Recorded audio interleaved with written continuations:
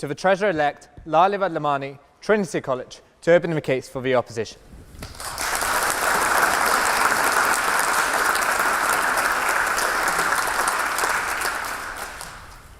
To corrupt something is to do more than changing the mere essence or nature of that thing, but to strip it of its utility, its functions, and its pleasures.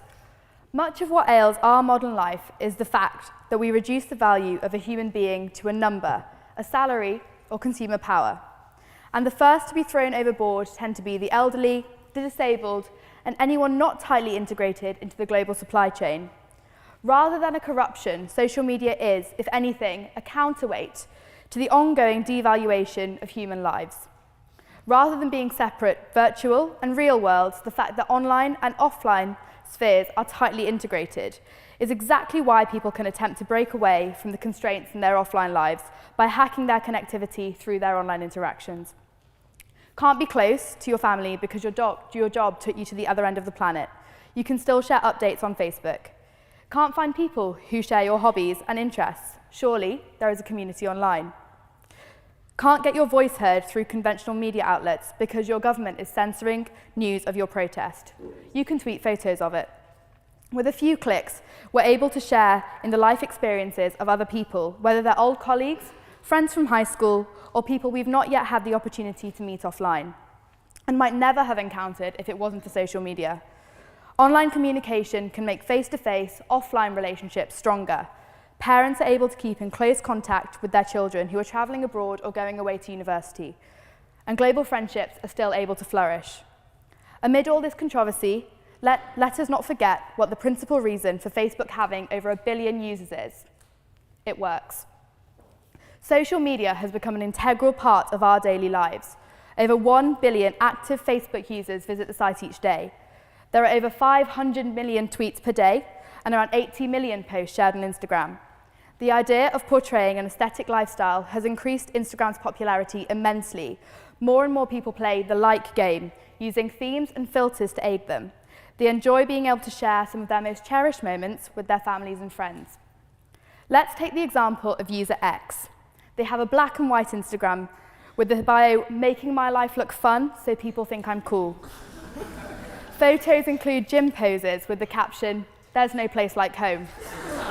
And posts are littered with poses with celebs. You might think I'm referring to the Instagram of One Direction's Harry Styles, but no, I'm actually referring to tonight's first proposition speaker, Jack Simmons.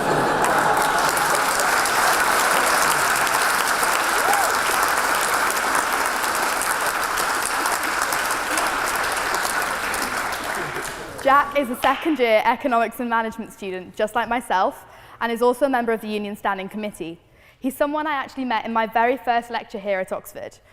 And around 1 year ago, he endorsed me on LinkedIn for public speaking, so I'm really looking forward to seeing what he makes of my speech tonight. It falls on me to introduce all of our proposition speakers this evening, not just our Australian Tinderella. Emma Gannon is the writer of award-winning millennial Bible, Girl Lost in the City, and author of Control-Alt-Delete, How I Grew Up Online. As former social media editor of British Glamour and a leading blogger, she's immensely well qualified to speak about the issues tonight's debate aims to discuss. Cherry Healey is a British television presenter who has taken on subjects such as feminism, body image, money and parenting, having even given birth on screen. In addition to her TV work, she is also an incredibly successful journalist and author, having released her first book last year. Mr. President, these are your speakers, and they are certainly most welcome.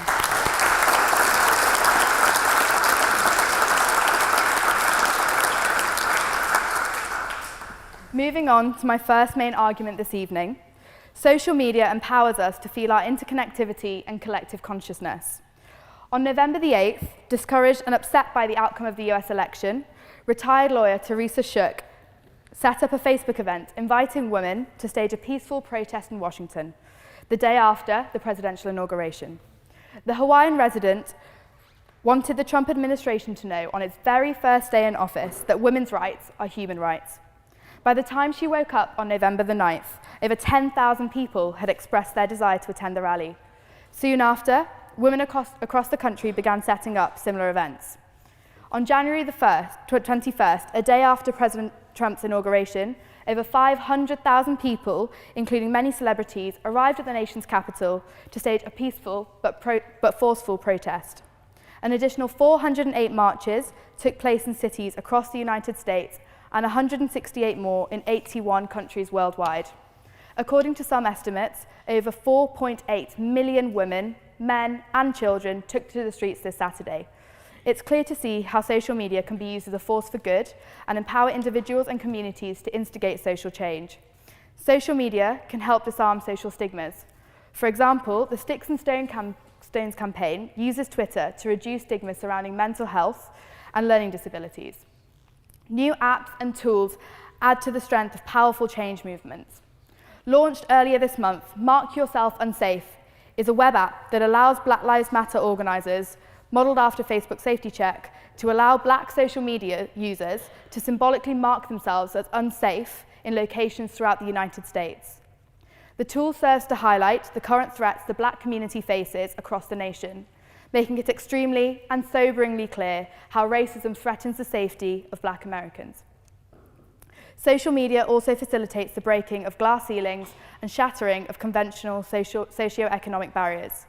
In a world where only 24 Fortune 500 company CEOs are women, social media is also a powerful tool in helping to empower businesswomen.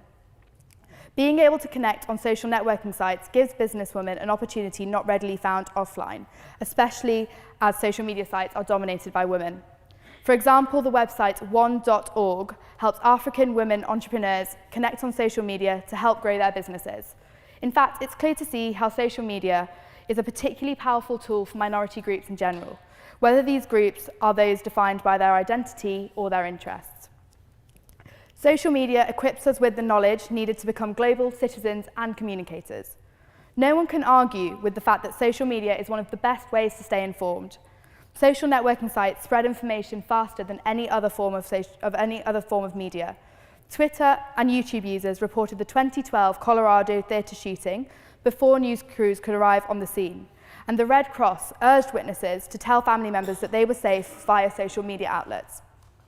Using social media allows people to follow organisations and causes that they believe in, and makes them feel that they are part of something, even if they are not fully integrated into society. In fact, the 74+ age group is the fastest growing demographic on social media sites. Seniors report feeling happier due to online contact with family and friends. And they also have access to information that has moved online and out of print. Let's take the example of my grandmother. After my grandfather passed away, she lives alone in her house in India. 3 of her children live in the USA, whilst the 4th, my mother, lives in the UK. Many of her friends have moved away to live with their children abroad too. It's easy to understand how isolated she sometimes feels. 10 years ago, this isolation would have been incredibly difficult to overcome. In today's world, however, she's managed to learn how to use her iPad and smartphone to keep in touch with her children and grandchildren around the globe. It also helps us to keep up to date with the things that are happening in her life, as well as to check that she's okay. And sometimes, human communication isn't about spending heaps of time in a conversation, and it isn't about fussing over how much time you spend with someone. It's about smiling knowingly at the status of your friend who was 600 miles away. It's about that moment of relief that you feel when your friend posts, "I'm all right, everything's fine," after a bomb scare next to their workplace. It's about your ability to express your appreciation and respect for someone who you would never talk to in real life via liking, wowing, or loving their statuses. It's about the solidarity that you foster through the fluid, complex, yet powerful interactions that you get online.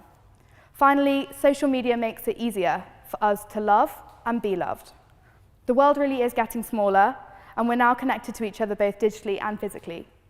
Social media is just one factor in modern life that can increase the connection in a world that is divided by the vagaries of capitalism, the disengagement of television, and the isolation of suburban sprawl. Tonight's proposition will try to convince you that social media corrupts human interactions by reducing face-to-face interactions and disrupting social networks. Data on the matter, however, simply proves them to be wrong. Social media does not, in fact, displace one type of conversation with another. It has instead allowed transition of interaction in social networks to a more effective form. The invention of Facebook does not make you stop speaking to your loved ones in real life. Although it has definitely changed the way that we interact, this change is most definitely not a corruption. No one is saying that social media should be or is our main form of communication and interaction, or even that it is a substitute for personal interaction. Above all, it's not up to the proposition, or any of us in fact, to impose a monistic, absolute definition of what makes human interactions valuable. Maybe someone finds communicating online less fulfilling and yet more expedient.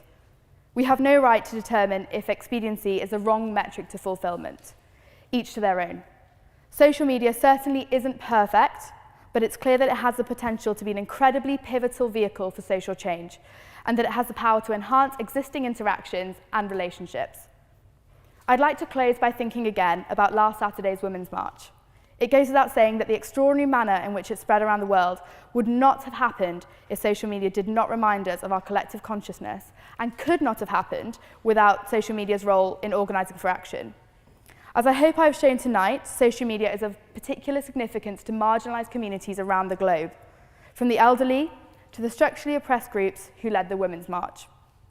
Through its connective power, millions of people came together to march on Saturday, and I really do hope that the networks and friendships formed amongst those who marched will persist in ways that could not have done before, thanks to social media.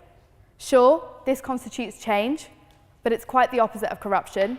I could not be more proud to oppose this motion. Thank you.